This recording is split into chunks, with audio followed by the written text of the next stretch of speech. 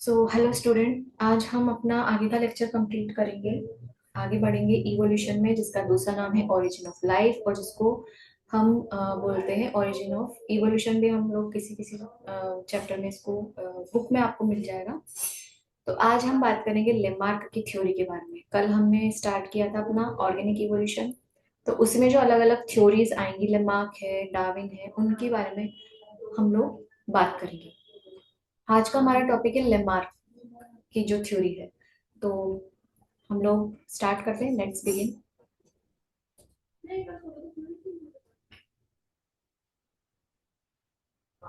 आप लोगों को ये स्लाइड नजर आ रही है सामने? ओके।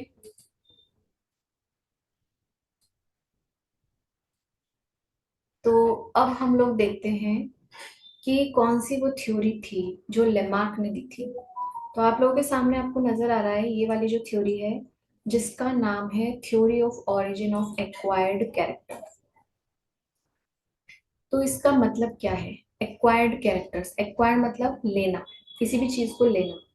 तो अगर हम बात करते हैं मंकी से बना ह्यूमन, तो मंकी से जब ह्यूमन बना, तो ह्यूमन ने कुछ तो ऐसे कैरेक्टर्स लिए हैं जो कि मंकी में नहीं थे। ठीक है, तो वो जो भी अलग से जो कैरेक्टर्स हमने लिए हैं, वही उनको ही हमने क्या बोला है? Acquired characters. तो इसके ऊपर जो थ्योरी दी है लेमार्क ने कि किस तरह से इवोल्यूशन हुआ, किस तरह से मंकी से चिंपांजी, चिंपांजी से फिर गुरिल्ला, देन गुरिल्ला के बाद फिर ह्यूमन हमें नजर आता है। तो इस तरह से सीक्वेंशियल जो चेंजेस हुए हैं, इवोल्यूशन जो हुआ है, वो किस तरह से हुआ है, क्या क्या इन सब में थोड़े थोड़े डिफरेंसेस देखने को हमें मिले हैं, उसके बारे में हम हमें कौन बताते हैं? लेमार्क। तो स्टार्ट करते हैं ये सारी चीजें। तो उससे पहले हम एक वीडियो देखेंगे जिसमें आप लोगों को ये पता चलेगा कि विजुलाइज करने में हमें इजी रहेगा। तो हम लेट्स बिगिन द वीडियो।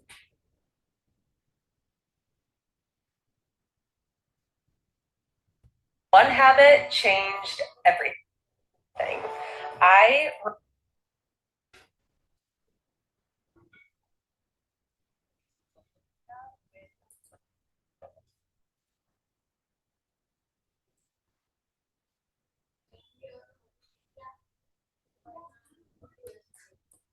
तो अब हम लोग ये वीडियो, तो देखिए उन्होंने फाइनली उन्होंने अपने सारे के सारे जो भी उनके सारे मापदंड थे, जो मेजरमेंट थे, उन सबको उन्होंने कलेक्ट किया, एंड कलेक्ट करके उन्होंने फिर ये अपनी एक थ्योरी की एक बुक लिखी, जिसको बोलते हैं फिलोसॉफी जूलॉजी। तो ये इनकी बुक थी, जो कि फर्स्ट बुक थी, और इसमें इन्होंने बताया कि किस तरह से चेंजेस आते हैं। उनका थ्योरी का जो पहला स्टेप था वो था यूज एंड डिसयूज। तो इसमें इन्होंने बताया कि भाई जो चीज हमारे काम आती है, यूज में हम लेते हैं, अगर ब्रेन यूज में लेंगे तो ब्रेन डेवलप हो जाएगा, ब्रेन को हम यूज में नहीं लेंगे तो वो डेवलप नहीं होगा। यानी कि अगर हम पढ़ाई नहीं करेंगे तो हमारा जो ब्रेन है वो नहीं चलेगा। पढ़ाई करने से ही आपका ब्रेन डेवलप होगा, ऐसा लेमार्क ने बोला। इन्होंने बोल बताया कि जैसे हमारे अंदर है अपेंडिक्स, तो जो अपेंडिक्स है वो वेस्टिजियल ऑर्गन माना जाता है। क्यों? क्योंकि बहुत टाइम से अपेंडिक्स का काम क्या है? अपेंडिक्स का काम हम सबको पता है कि काऊ वगैरह में, हम लोग 11th में पढ़ चुके हैं कि काऊ वगैरह में वो क्या करता है? सेल्यूलोज का डाइजेशन करता है। तो हमारे अंदर उसको, हम क्योंकि घास फूस खाते नहीं है तो उसका काम इतना पड़ता नहीं है, काम नहीं पड़ता, इसी वजह से वो हमारे अंदर कैसा ऑर्गन कंसिडर किया जाने लगा? वेस्टिजियल ऑर्गन के फॉर्म में वो हमारे अंदर जाना जाने लगा। तो हम यूज नहीं कर रहे हैं उस चीज को, इसलिए वो क्या हो गया? वेस्ट ऑर्गन हो गया। जैसे टेल है, टेल बोन जो है हमारे, हम लोगों में वो रिड्यूस क्यों होती है? कॉकिक्स, कॉकिक्स जिसको हम टेल बोन कहते हैं, जो हमने पढ़ा भी था स्केलेटन सिस्टम में 11th में। तो वो वेस्टिजियल क्यों है? क्योंकि हम लोग जो है पेड़ों पे तो कूदते नहीं है। पहले जब हमारे पूर्वज हैं वो मंकी थे, तो उन लोगों को एक पेड़ से दूसरे पेड़ में उछलने के लिए, और उनकी जो टेल थी वो बहुत ज्यादा यूज में आती थी। लेकिन हम लोगों को वो करना नहीं है। ठीक है, तो इसीलिए हम लैंड पे चलते हैं, इसीलिए हमारे अंदर टेल बोन जो है वो वेस्टिजियल ऑर्गन है। तो इन्होंने ये बताया कि अगर कोई ऑर्गन का हम यूज नहीं करेंगे तो वो क्या हो जाएगा? डीजनरेट या वेस्टिजियल फॉर्म में वो हमारी बॉडी में प्रेजेंट रहेगा। तो अब आगे देखते हैं। अब एग्जाम्पल उन्होंने बताए हैं कि अगर ज़्यादा कोई बर्ड फ्लाई करती है तो उसके पंख जो है ज़्यादा स्ट्रॉन्ग हो जाएंगे। जिराफ जो है ऐसा बताया उन्होंने कि उसकी गर्दन पहले छोटी हुआ करती थी, लेकिन उसने कोशिश की, क्योंकि उसे ऊपर के पत्ते खाने होते थे, तो इसीलिए उसने अपनी स्ट्रेच की, अपनी गर्दन पे जब प्रेशर डाला तो इसी वजह से उसकी जो गर्दन है वो लंबी फिर अब इनहेरिट होने लगी। अब ये जो यूज एंड डिसयूज हुआ है इसको दूसरी जनरेशन में ये पास होगा, क्योंकि जो यूज में था वो स्ट्रांग हो गया, वो पंख हो या जो भी हो हमारा ऑर्गन वो स्ट्रांग हो गया, अब वो हमारी दूसरी जनरेशन में पास होगा। तो इसीलिए स्टेप 2 जो आता है इनका दूसरा लॉ आता है इनहेरिटेंस ऑफ एक्वायर्ड कैरेक्टर। ठीक है, तो वो जो उन्होंने एक्वायर्ड किया पेरेंट्स ने वही अपने ऑफस्प्रिंग को वो देंगे। ये बताया कि अगर कोई मसल्स यूज करता है तो उसका जो बच्चा है वो भी उसमें भी वो अच्छी डेवलप मसल्स मिलेगी। उन्होंने ये बताया कि अगर कोई सुनार है या कोई लुहार है तो उसका बेटा भी लुहार ही होगा। बट ये पॉसिबल है क्या? नहीं। सुनार का बेटा डॉक्टर भी बन सकता है, इंजीनियर भी बन सकता है। तो इसीलिए इनकी जो थ्योरीज थी वो काफी हद तक रिजेक्टेड थ्योरी है, लेकिन हम इसको पढ़ते हैं क्योंकि सबसे पहले इन्होंने ही हिम्मत की थी कि उसको एक्सप्लेन किया जा सके कि इवोल्यूशन कैसे हुआ। इसीलिए हम इनको ड्यू रिस्पेक्ट देने के लिए हम इनकी थ्योरीज पढ़ते हैं, इसलिए कोई भी ये बात नहीं कहेगा कि मैम ये रिजेक्टेड थ्योरी है तो हम इसे क्यों पढ़ रहे हैं। ठीक है, तो ये पढ़ेंगे तभी हम आगे की थ्योरी समझ पाएंगे। जब हमें ये पता चलेगा कि कहाँ मिस्टेक की है हमारे एंसेस्टर ने, तभी हम उस मिस्टेक को सुधार सकते हैं। तो इसलिए ये थ्योरी हमें पढ़नी है, इसमें कोई एक्सक्यूज नहीं, ये इंपॉर्टेंट थ्योरी है।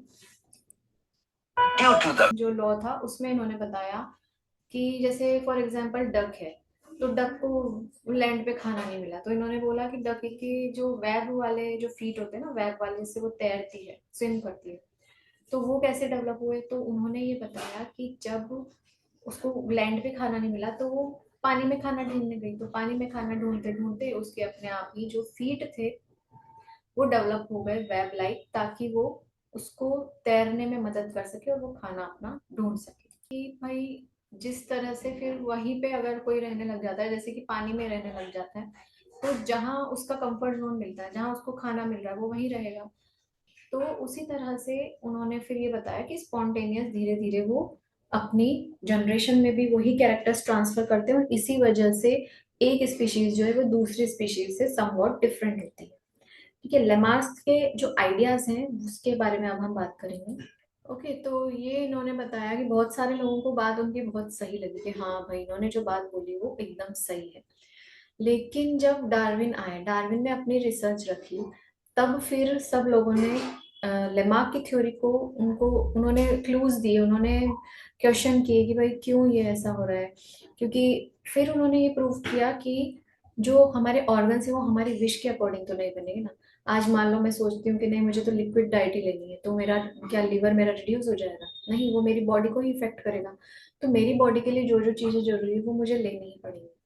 तो इसलिए हमारी विश के अकॉर्डिंग हमारी बॉडी नहीं चलेगी, हमको बॉडी के अकॉर्डिंग चलना पड़ेगा, इसी तभी हम लोग हेल्दी लाइफस्टाइल जी सकते हैं। तो इसीलिए लेमार्क की जो थ्योरीज थी वो थ्योरीज जो है वो गलत साबित हो गई। डार्विन ने उनको रॉन्ग प्रूव कर दिया। काफी टाइम तक उनको माना जाना जाता था, इस वजह से हमें ये थ्योरी पढ़नी है। ठीक है, तो देखते हैं आगे। इसीलिए उनकी थ्योरी को हटाकर नई थ्योरी इंट्रोड्यूस की गई डार्विन के द्वारा, the origin of species. The origin of species में हम लोग देखेंगे, जिसको नेचुरल सिलेक्शन के थ्रू उन्होंने एक्सप्लेन किया, बुक लिखी थी उन्होंने ओरिजिन ऑफ स्पीशीज। नेचुरली किस तरह से सिलेक्ट किया है उसके बारे में डार्विन बात करते हैं। ओके, तो इस तरह से जो डार्विन की थ्योरीज है उसके बारे में हम लोग बात करेंगे अपने नेक्स्ट जो थ्योरी होगी उसमें। लेकिन उससे पहले हम लोग पहले इनकी थोड़ी सी थ्योरीज जो है वो डिटेल में एक बार देख लेते हैं। तो देखिए, सबसे पहले हम बात करते हैं, अगर लेमार्क के ऊपर क्वेश्चन आता है तो सबसे पहले उनकी 4 थ्योरीज आपको पता होनी चाहिए कि उन्होंने क्या क्या थ्योरीज दी थी। ओके, तो सबसे पहले उनकी थ्योरी का नाम ही क्या है? लेमार्किज्म। लेमार्क ने 1809 में बुक पब्लिश की थी, theory of origin of acquired characters. और जो लेमार्क की थ्योरी थी, जिस तरह हमने वीडियो में भी देखा, यूज एंड डिसयूज का पहला उनका थ्योरी था। और उसके पीछे कंसेप्ट क्या था? ऑर्गन और जो स्ट्रक्चर होते हैं ऑर्गेनिज्म के, वो उनकी यूसेज के हिसाब से चेंज हो जाते हैं। यानी अगर आज मेरा लीवर में यूज में नहीं लूँ तो क्या वो डिजेनरेट हो जाएगा? तो ऐसा नहीं है, एक पर्सन अगर लीवर को या ब्रेन को भी अगर वो यूज नहीं करता है एक हद तक, तो ऐसा थोड़ी कि दूसरी जनरेशन में ब्रेन जो है वो रिड्यूस फॉर्म में आ रहा है। ऐसा हो नहीं सकता। कई बार ऐसा भी होता है कि पेरेंट्स इतना स्टडी नहीं करते लेकिन बच्चे इंटेलिजेंट, ज्यादा अच्छा इंटेलिजेंट बन जाते हैं। और कई बार ऐसा होता है कि पेरेंट्स इंटेलिजेंट है लेकिन बच्चे जो हैं वो ज्यादा पढ़ाई नहीं कर पाते। तो बहुत सारी चीजें इसके पीछे होती हैं, इंटरेस्ट भी होता है।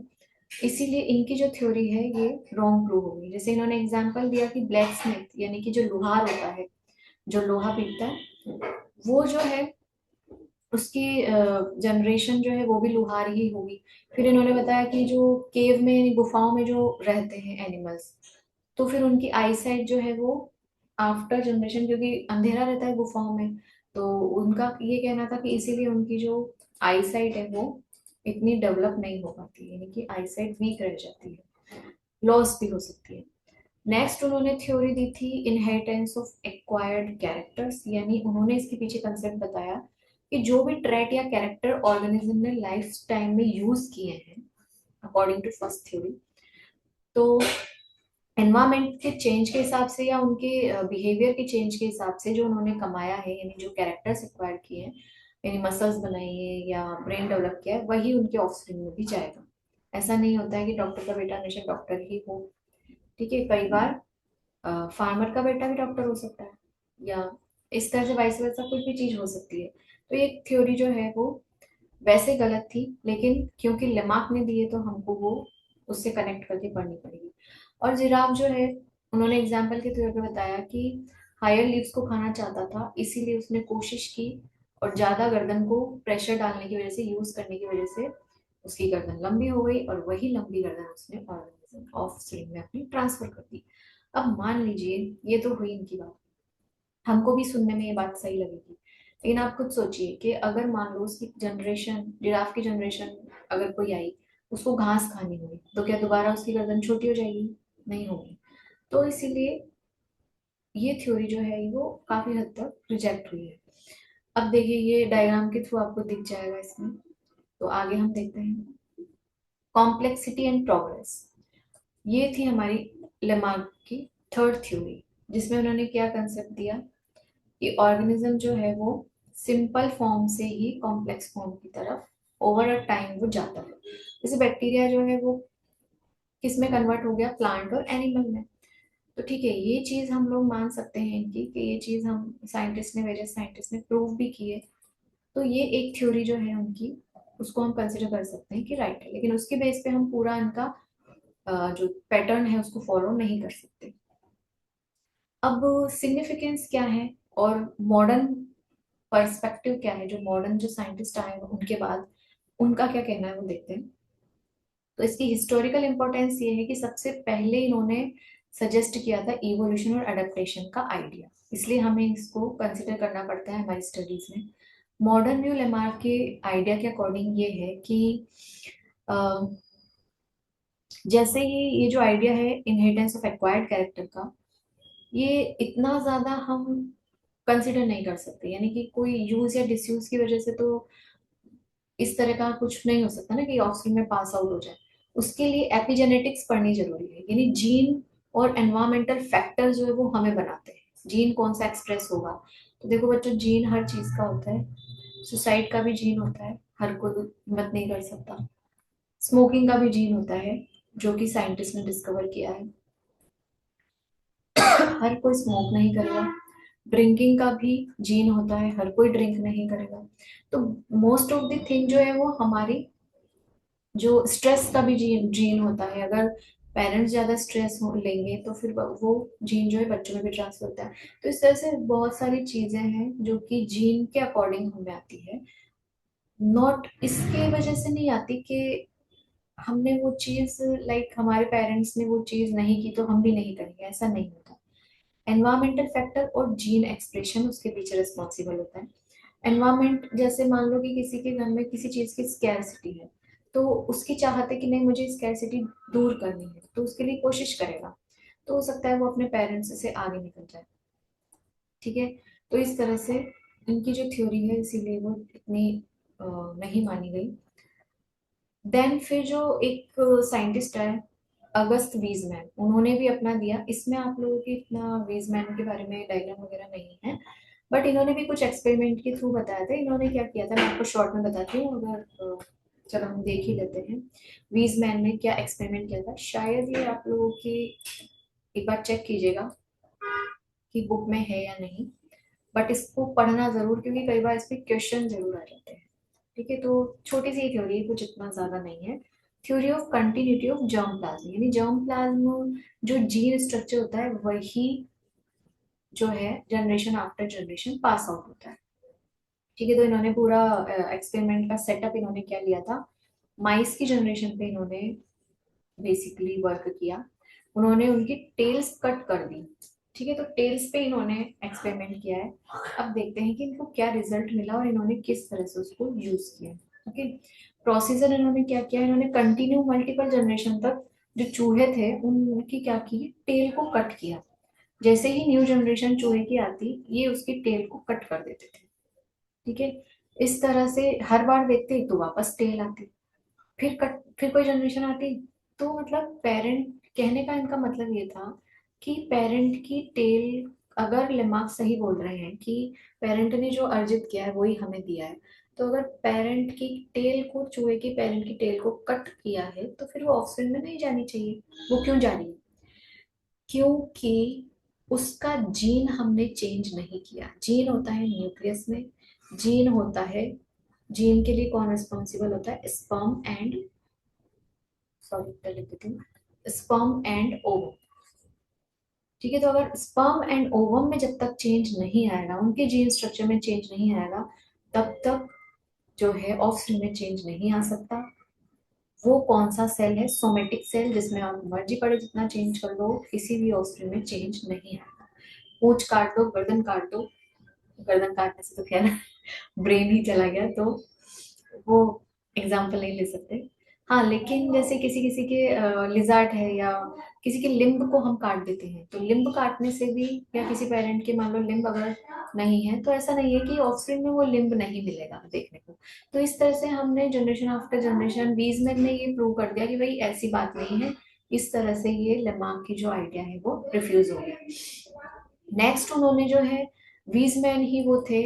अगर क्वेश्चन आता है कि यहाँ पे देखो यूज कहाँ पर आएगा, रिजेक्शन किसने किया लेमार्क की थ्योरी का, ये क्वेश्चन आ सकता है। चाहे ये एक्सपेरिमेंट आपकी बुक में है या नहीं, आपको इसीलिए पढ़ना है क्योंकि अगर रिजेक्शन पे क्वेश्चन आ गया तो रिजेक्शन किया था वीजमैन ने सबसे पहले। ठीक है, तो आपको पता होना चाहिए कैसे उन्होंने रिजेक्ट किया, इसीलिए मैंने आपको ये थोड़ा सा बताया आइडिया कि टेल्स जो है माइस की उन्होंने कट की थी। अब इनके जो वीजमैन की थ्योरी थी, ये सपोर्ट करती है जर्म प्लाज्म की थ्योरी को, यानी कि जर्म सेल्स को, जो कि स्पर्म और ओवम होते हैं। और ये इन्होंने बताया कि सोमेटिक सेल रिस्पॉन्सिबल नहीं होते हैं हमारे अंदर जो भी चेंजेस आते हैं, रिस्पॉन्सिबल हमेशा जर्म सेल है। जर्म सेल मैं आपको 11th में पढ़ा चुकी हूँ, दो ही तरह के हैं। मेल जर्म सेल होता है क्या, गेमेटिक सेल या जर्म सेल, स्पर्म है, और फीमेल का जो जर्म सेल है वो है ओवम। ठीक है, तो इसमें कंफ्यूज नहीं होना है, हम ये ऑलरेडी डिटेल में पढ़ चुके हैं। नेक्स्ट आता है अपना छोटा सा एक नोट, हम देखते हैं कि जो भी एक्सपेरिमेंट है ये क्लासिकल एग्जाम्पल्स हैं, जो कि जेनेटिक इनहेरिटेंस के बेसिस पे हम पढ़ेंगे। जर्म सेल और सोमेटिक सेल में डिफरेंशिएशन हम देखेंगे, और इसी से हमें मॉडर्न जेनेटिक्स या फिर इवोल्यूशनरी थ्योरी के बारे में भी हेल्प मिलती है, जिसे हम डिटेल में अच्छे से फिर हम समझ पाते हैं। ठीक है, तो ये इस तरह से वीजमैन की थ्योरी हम यहाँ पे कंप्लीट करेंगे। ये थोड़ा सा और मैंने लिख दिया है जर्म सेल क्या है। ठीक है, ताकि आप लोगों को जिन्होंने नहीं भी अगर कुछ आइडिया लिया है 11th में, तो आपको पता चल जाएगा कि what are the germ cell. Germ cell reproductive cells होते हैं, स्पर्म एंड एग्स, जो कि जेनेटिक इंफॉर्मेशन को कैरी करके लेके जाते हैं एक जनरेशन से दूसरी जनरेशन। ओके, सोमेटिक सेल्स जो है वो अदर जो हमारे बॉडी पार्ट्स की जो सेल हैं वही सोमेटिक सेल हैं। आईज, ईयर्स, चीक्स, जो भी सेल हैं किसी भी बॉडी पार्ट की, वो सोमेटिक सेल में आते हैं। अब इसका जो की आइडिया है वो क्या है, कि सिर्फ जर्म सेल में अगर हमने चेंज किया किसी भी ऑफस्प्रिंग में और चला गया वो जीन, तभी जाके वो चेंज आएगा। सोमेटिक सेल में कुछ भी आप चेंज करो उसकी वजह से ऑफस्प्रिंग में चेंज नहीं आएगा। ठीक है, तो ये, अगर जिराफ की गर्दन लंबी हुई है तो उसके जीन में चेंज आया है तभी वो गर्दन लंबी हुई है। अदरवाइज ये पॉसिबल नहीं है कि वो कोशिश कर रहा है और उसमें अपनी जो गर्दन के जो भी पार्ट है वो उसमें ट्रांसफर करते हैं। अब जो रिजेक्शन ऑफ लेमार्किज्म क्या है, तो वीज मैंने डिसएग्री किया कि भाई लेमार्क के आइडिया को मैं नहीं मानता क्योंकि मैंने ये प्रूव कर दिया। ठीक है, तो मसल स्ट्रेंथ जो है वो एक्सरसाइज से आती है, ना कि इनहेरिटेड होगी। ठीक है, तो हमें एक एनवायरमेंट ऐसा मिल जाता है कि हमारे घर में सभी जिम पे जा रहे हैं, तो फिर हम जिम ज्वाइन कर लेते हैं। ठीक है, तो इसीलिए जो है हमारी मसल्स डेवलप हो जाती है, ना कि हमारे पेरेंट्स के जीन मसल्स वाले हमारे अंदर आए। ठीक है, तो अगर माउस ने टेल खोई तो उसको भी टेललेस जो है ऑफस्प्रिंग मिलनी चाहिए थी, पर नहीं हुआ ऐसा। तो इसीलिए ये थ्योरी बताती है कि लमार्क का आइडिया सही नहीं है। अब